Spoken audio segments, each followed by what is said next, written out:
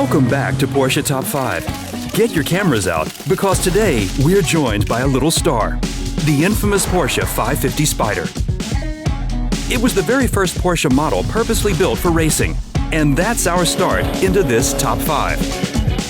The 550 Spyder was nicknamed the Giant Killer, and there's a simple reason for that. A powerful 1.5-liter engine, and weighing only 550 kilograms, it was super light.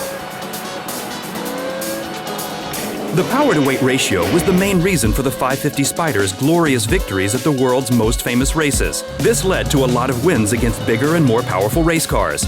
Alongside many impressive victories, the 550 Spyder scored a class victory and a third overall place at the Carrera Panamericana in 1954.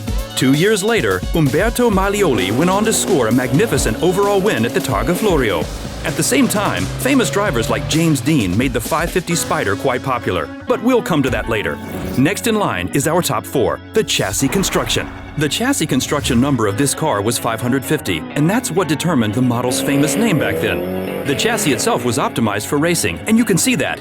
Okay, actually you can't. The construction of the Porsche 550 Spyder had one goal: to reduce the weight to a minimum. To achieve a featherweight chassis, the engineers even used the dashboard as the load-bearing element of the body. But with the grid tube frame technology that was employed later on, many load-bearing body parts could be dispensed with too. So, we talked about the weight. Now we need the power for a perfect power-to-weight ratio. Our top 3, the engine.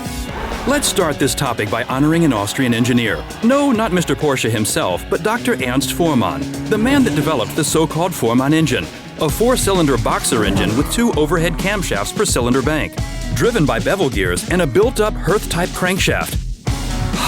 A real beauty of a machine. Too techie? Sorry, sometimes we get carried away a bit.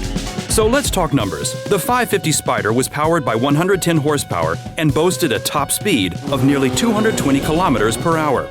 Impressive number for this little giant killer. Another remarkable number is the 550 Spyder's value, our top 2.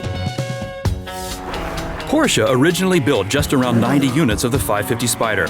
Nowadays, there are more than twice as many copies out there. But if you're lucky enough to drive an original, you can check that off your bucket list. Since the real purpose of this car was racing, a lot of the original 550 Spyder models had encounters with competitors or even track limits.